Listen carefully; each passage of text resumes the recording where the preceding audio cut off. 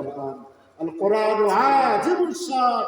গোটা পৃথিবীতে যত নিয়ামত আছে সব থেকে বড় নিয়ামত হলো আল কোরআন। জোরে বলুন সুবহানাল্লাহ। তো কিয়ামতের ময়দানে কোরআন শরীফকে আল্লাহ বলবেন, কোরআন শরীফ তুমি দাঁড়াও। তখন কিন্তু হিসাব নিকাশ শুরু হয়নি। আল্লাহ কোরআনকে দান করে দেওয়া হবে, কোরআন দাঁড়িয়ে যাবে। আল্লাহ কোরআন শরীফ দাঁড়িয়ে সুপারিশ করতে লাগবে, সুপারিশ করতে শুরু করবে। আল্লাহর কালাম ওই সময় দাঁড়িয়ে প্রথমে সুপারিশ করবে কাদের? যারা আল্লাহর কালামকে পড়েছে আর আমল করেছে। এক সময় ওই সময় বলা হবে, ও আল্লাহর ফেরেশতারা, আল্লাহ এক সময়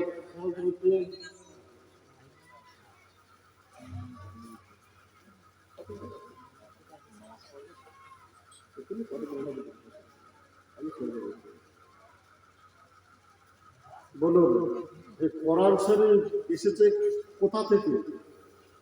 আল্লাহর বাণী তো। রাখা ছিল কোথায়? লাওহে মাহফুজ।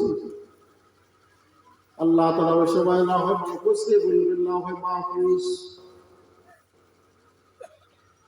আমি তোমার কাছে একটা কিতাব রেখেছিলাম।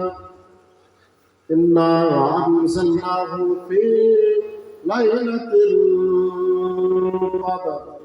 সূরা জানা আছে তো? লাইলাতুল কদর। আল্লাহ তাআলা লাওহে মাহফুজকে বলবেন, ও লাওহে মাহফুজ, আমি আল্লাহ তোমার কাছে একটা কিতাব রেখেছিলাম, সেই কিতাবটা কোথায়? খুব মনোযোগ সহকারে আল্লাহ বলবেন লাওহে মাহফুজকে, লাওহে মাহফুজ, আমি তোমার কাছে একটা কিতাব রেখেছিলাম, কিতাবটা কোন সে কিতাব? লাওহে মাহফুজ বলবেন, আল্লাহ আমার কাছে যে কিতাব ছিল সেই কিতাব নিয়ে গিয়েছে হযরত জিবরাইল। তাই কি না?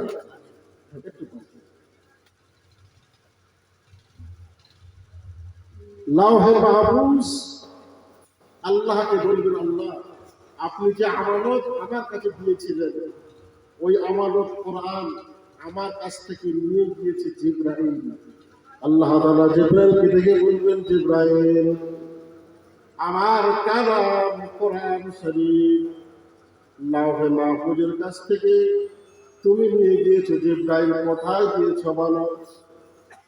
জিবরাইল বলবেন, আল্লাহ লাওহে মাহফুজ থেকে নিয়ে আমি জিবরাইল এই কোরআন আপনার হাবিব জনাব মুহাম্মদ রাসূলুল্লাহ সাল্লাল্লাহু আলাইহি ওয়াসাল্লাম হুজুরের কাছে গোটা 23 বছর ধরে তাফসীর প্রয়োজন মতো নাযিল করে দিয়েছি।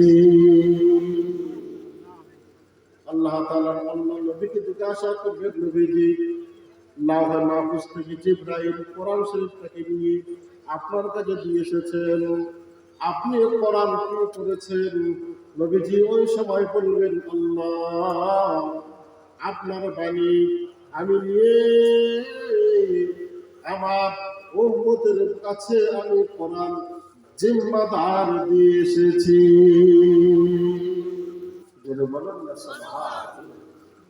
ইয়া রাসূলুল্লাহ, ইয়া হাবিবাল্লাহ, হুজুর আপনার যে সমস্ত উম্মতেরা আমার বাণীকে যারা হেফাজত করেছে, অন্তর রেখেছে, মহব্বত করেছে, ভালোবেসেছে, আজকে কিয়ামতের ময়দানে ওই কোরআন শরীফকে দাঁড় করিয়ে দিলাম, যাদের অন্তরে আমার পবিত্র কালাম আছে, ওই কোরআন সাথে করে নিয়ে বিনা হিসাবে জান্নাতে চলে যাবে। যদি বলুন না সুবহানাল্লাহ। এই হলো আল কোরআন। কোরআন ছাড়া হেদায়েত নাই। আম্মা ইয়াতিয়ান্নাকুম মিন্নি হুদাম ফামান তাবিয়া হুদায়া ফালা খাউফুন আলাইহিম ওয়ালা হুম ইয়াহজানুন। কোরআন শরীফ যারা হেফাজত করবে, হেদায়েত দ্বারা কোরআন শরীফকে যারা ফলো করে চলবে, দুনিয়াতে ভয় নেই, আখিরাতে ভয় নেই। ভয় নেই দুনিয়ায়, ভয় নেই মরণে, ভয় নেই হাসরে, ভয় নেই মিজানে, ভয় নেই পুলিশেরাতে। এক মাধ্যম হলো আল কোরআন। সেই কোরআনকে সঙ্গী, কোরআনের জিন্দগি আল্লাহ আমাদেরকে বানিয়ে খাতেমা বিল খায়র নসিব করুন। সবাই বলি আল্লাহুম্মা আমিন। বলার মধ্যে ভুল ত্রুটি নিশ্চয় হয়েছে। যখন আমি মাইক্রোটির লোকজন ছিল না, হয়তো বলে যে টাকাটাকে করেছি, আমার কথার দ্বারা কেউ যদি কোনো ব্যথা পেয়ে থাকেন, মেহেরবানি করে মাফ করে দেবেন, ক্ষমা করে দেবেন। এখনো বলি, বলেন তো এই জলসা করতে কত খরচ? এই ইউটিউবের গুলো বাদ দিয়ে, আমার এই ভাইগুলো বাদ দিয়ে পড়ানো কাছে বলে দেখুন তো, রাগ মানুষের হয় না? একটা জলসা করতে গিয়ে 60,000, 70,000, 80,000 টাকা খরচা করে মাত্র 10-12 জনের জন্য। আমার কথা রাগ হবে আমি জানি, সত্য কথা কি তো লাগবেই। 70,000, 80,000 টাকা খরচা করে একটা জলসা, সামনে বসে আছে 20 জন। তাও বলে বেশি বলে ফেলেছি নাকি? 20 জন কি বেশি হয়ে যাবে বলা? তো বলেন 20 জনের জন্য 70,000, 80,000 টাকা খরচা করে এত লাইট, এত প্যান্ডেল, এমাতা সেমাতা বাইক, লাইটের কি কোনো ভাব নেই নাকি? কত টাকা খরচ, সামনে বসে মাত্র কজন। তো এতে কি আমাদের কি, আমার লোকের আমার কিছু বুঝবেন? বলেন তো কি আছে এতে? এইভাবে চললে সমাজ ঠিক থাকবে? আল্লাহ তাআলা এখন আর কোরআন হাদিসের কথা মানুষের মন হয় না, ভালো লাগে না। যাই হোক, তবুও ওই করে লোক আসবে, যেহেতু আমার পরে ভাই কামরুজ্জামান ভাই পশ্চিমবাংলায় ওয়াজ নসিহত করেন, হুজুরের সঙ্গে এসেছেন। হযরত মাওলানা কামরুজ্জামান ভাই ওয়াজ নসিহত করবেন। তারপরে আমরা যাদের অপেক্ষায় বসে আছি, ফুরফুরা শরীফ থেকে আগত 2 জন ভাই সাহেব হরিণ কিবলা, তারা একজন হরিণ এসে দিয়েছেন, আর একজন রাস্তা আছেন।